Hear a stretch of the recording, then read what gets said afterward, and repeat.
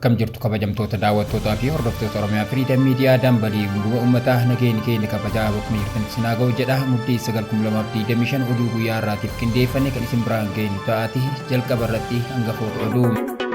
Poolisiin federaalaa tiiktookkaroota Itoophiyaa safuu cabsan to'ate. Seenii Maammata Afrikaa investimentii jiddu galeessa godhatu nageenya gaanfa Afrikaatiifis dursa kennuu ifoomsite. Mootummaan USA marsaa lammataan garee lammiilee Iraan 50 caalan biyya ari'e. Kirkira lafaa magnitiyuudii 7.5 Jaappaan mudate namoonni miidhamanii. Ukireen Raashiyaadhaaf lafti kennamu hin jiru jette. OFM dambalii guguma uummataa irraa oduu isinitti himuun kan isin waliin turu hangadaa walaabuutii amma oduu bal'inaan. Poolisiin federaalaa tiiktookkaroota Itoophiyaa safuu cabsan to'ate. Poolisiin federaalaa Itoophiyaa tiiktookkaroota akkaataa uffata aadaa fi safuu biyya keenyaa cabse uffatan jechuun shakke to'achuu beeksise. Guutuu isaa akkattaan isiniif dhiyeessina. Poolisiin federaalaa Itoophiyaa tiiktookkaroota akkaataa uffata aadaa fi safuu biyya keenyaa cabse uffatan jechuun shakke to'achuu beeksise. Namoonni kunneen uffata aadaa hawaasa hin madaalle kan uffatan addabaabayii fi sagantaalee televezyiinii kallattiin uummataaf tamsa'an irratti jedheera. Dhiyoo Itoophiyaa keessatti yeroo sadaffaa badhaasni tiiktookkaroota G-Power TikTok Creative Award jedhamuun qophaa'e taasifameera. Sagantaa dorgommii cimaan irratti mul'ate kana irratti ture tiiktookkaroonni hordoftoota hedduu qaban uffata gosa garaagaraa uffatanii kan mul'atanii. Haa ta'u malee kanneen aadaa fi naamusa uummata Itoophiyaarraa maqaa uffatanii dhufan akka jiran kan poolisiin ibse. Kunneenis uffata qaama isaanii mul'isu uffachuu poolisiin ibsasaa keessatti eereera. Shakkamtoota kanas michuuwwan isaanii waliin to'atee qorannoo eegaluu poolisiin federaalaa Itoophiyaa beeksiseera. Michuuwwan kunneenis kanneen hirmaatan ala kan saganticha ispoonsara godhanii fi qindeessan akka ta'an eere.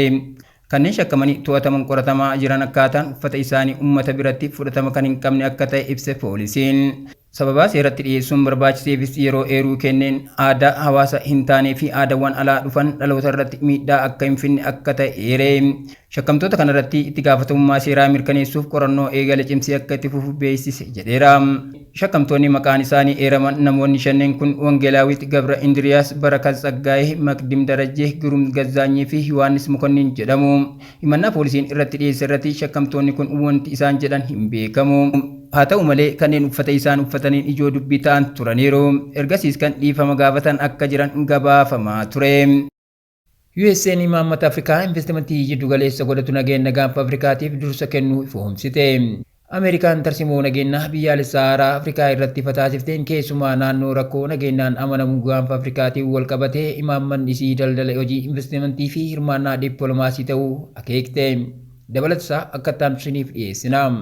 Imaammanni masaraa White House irraa gadi lakkifame kun walitti dhufeenya Ameerikaan baroota darban Afrikaa waliin qabaataa turte gulantaa ilaalcha siyaasaa liberaalummaa irratti kan hundaa'ee fi qarqaarsa alaa irratti kan hirkateedha jedhee falma. Bakka isaa Waashingtan biyyoottan ga'umsa qaban oomishaa fi tajaajilawwan Yuunaayitid Isteetsi irraa dhufaniif akka gabaa isaanii eeyyaman kan gaafatudha. Walitti bu'iinsa ittisuu fi furuun utubaa jiddu galeessa tarsiimoo haaraa kanaa yoo ta'u, gaanfa Afrikaaf naannoo dursa kennamuu fi qabu ta'uun adda baafameera. Sanadni kun waldhabdee itti fufiinsa qabu kan Itoophiyaa, Eertiraa fi Somaaliyaa bal'inaan kan hirmaachise ta'us akeekeera. Dabalataanis waldhabdee Ruwaandaa fi waraana Suudaan keessatti deemaa jiru dabalatee naannolee rakkoon miidhaman biroo keessatti marii nagaa buusuuf tola gumaachuun fedhii Yuunaayitid Isteetsi ta'uu ibsa. Kutaalee Afrikaa keessatti sochiin hidhattoota mankaraasistoota Islaamummaa deddeebi'ee ka'uu isaatiin sodaa kan uume yoo ta'u, tarsiimoon kun Ameerikaan bobba'insa waraanaa yeroo dheeraa waadaa nageenya waaraa ardii kana irratti akka hin galle cimsee ibsa.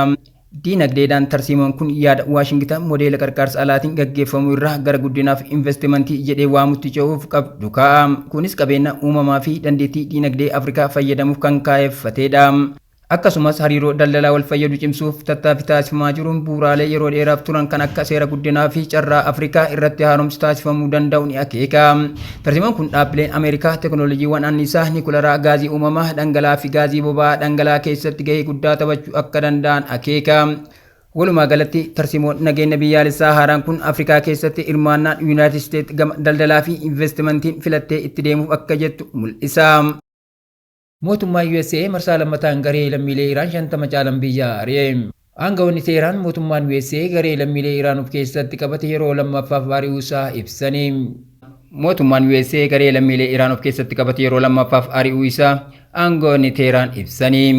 Tarkaanfiin kun wayita bulchiinsi Tiraamp godaantota humnaan biyyaa baasuu irratti bobba'ee jirutti fudhatame. Lammiileen Iraan 50 caalan Misa Arizoonaa keessaa xiyyaaraan fe'amuun Kaayiroo fi Kuweet keessa darbuun Iraan seenaniiru jedha gabaasonni. Ministeerri dhimma alaa Iraan lammiileen biyyattii gara Iraan deebi'u mirkaneesseera. Aangawoonni immigireeshinii USA sababa nageenyaaf jecha dhimma lammiilee Iraan xiyyaara USA keessaa baafamu kana hin mormines hin mirkaneessines. USA garee lammiilee Iraan kan jalqabaa biyya kana re'ee fulbaana darbee gara xumuraa ture. Lammiileen Iraan kunneen biyya isaaniitti adabbii du'aa jalaa dheessuuf gara USA kan baqatanidha. Tarkaanfii lammiilee Iraan biyyatti deebisuu kana keessatti marii USA fi mootummaa Iraan jidduu tureera. Aangawoonni Iraan akka lammiileen kunneen biyya isaaniitti deebifaman haala mijeessaniiru. Qondaalli Qunsilaa Iraan tokko akka jedhanitti duula godaantota irratti eegalame booda lammiileen Iraan gara biyya isaaniitti deebi'uuf fedhii agarsiisaniiru. Duula lammiilee alaa USA keessaa ari'uu irratti eegalame keessatti bulchiinsi Tiraamp kanneen irratti xiyyeeffate keessaa lammiileen Iraan dura irratti argamu.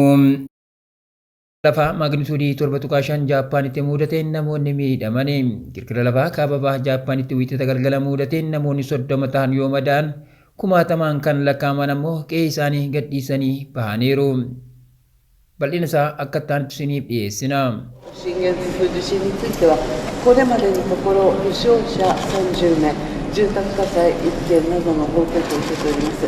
引き続き被害情報の把握に努めているところでございます。また今回の地震により今後北海道から三陸沖にかけての地域で大規模地震が発生する可能性が平常より高まっていると評価され、北海道三陸沖後発地震注意情報が発表され Kirkira lafaa kaaba baha Jaappaanitti wiixata galgala mudateen namoonni 30 ta'an yoo madaa'an 60 kan lakkaa'aman ammoo qe'ee isaanii gadhiisanii bahaniiru. Dhaabbanni meteoroloojii Jaappaan kirkirri lafaa kun bulchiinsa Amoorii jedhamutti mudachuu himuun suunaamii hordofsiisa jedhamee sodaatamee akka tures himeera. Baaburri geejjibaa uummataa hojii kan addaan kute yoo ta'u manneen ibsaan jalaa bades 60 lakkaa'amu. Guyyoota muraasa keessatti kirkirri lafaa kan ammarra jabaatu akka dhufu maluu akeekkachiisuun hawaasni of eeggannoon akka socho'u miidiyaaleen beeksisaniiru. Lammiileen kirkira lafaa miidhamaniif yeroo ergaa dabarsan muummee ministeera Jaappaan Sanaayii Taakaayi yeroo mara qophii balaa kirkira lafaa taasisaa mana keessa minjaalaa fi barcuma hin sochoone qabaadhaa yoo sochii dhageessan bahuuf qophaa'aa jedhanii. Jiraattonni 90 ta'an mana isaaniirraa akka bahan ajajamu Reuters gabaaseera. Yuukireen Raashiyaadhaaf lafti kennamu hin jiru jette. Pireezidaantii Yuukireen Volodymyr Zelenskiin mirga seeraa Raashiyaadhaaf dabarsee kennuu akka hin qabne dubbatanii. Guutuu isaa akka ta'anitti isiniif dhiyeessina. Pireezidaantii Yuukireen Volodymyr Zelenskiin mirga seeraa Raashiyaaf dabarsee kennuu akka hin qabne dubbatanii.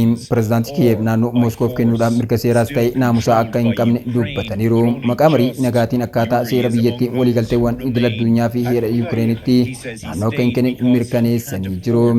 Hooggantoota Awurooppaa waliin mari'ataa kan turan Zelenskiin guddina tokko tokko agarsiisan garuu dhimmichi ammallee rakkisaa ta'uu hin haalle. Zelenskiin Landan keessatti muummicha ministeeraa Biriiteen Keer Staamer pireezidaantii Faransaay Imaanuweel Maakiroonii fi chaansilar Jarman Friedrich Merz waliin mari'ataniiru. Biyyoonni Isirii jedhamuun beekaman kunneen karoora Doonaald Tiraamp waliin wal faalleessuutu himama. Zelenskiin Awurooppaa keessatti naannoo dabarsuu irratti qoqqoodiinsi akka jiru beeksisaniiru. Warri Awurooppaas sarara xiqqaa irra akka deemaa jiran ifa ta'eera. Doonaald Tiraampii fi Puutiin waliigaltee siyaasaa keessa jiraachuun isaanis Isirii, Jarman, Faransaay fi Biriiteen mufachiiseera. Kabajamtoota daawwattoota keenya tamsaasa keenya akka namoota hedduu bira gahuuf peejii keenya follow share gochuun akkasuma YouTube chaanaalii keenya subscribe godhuu hin dagatinaa. Oduun guyyaa kanaaf qaban kanneen turani waan nu daawwattaniif galatooma.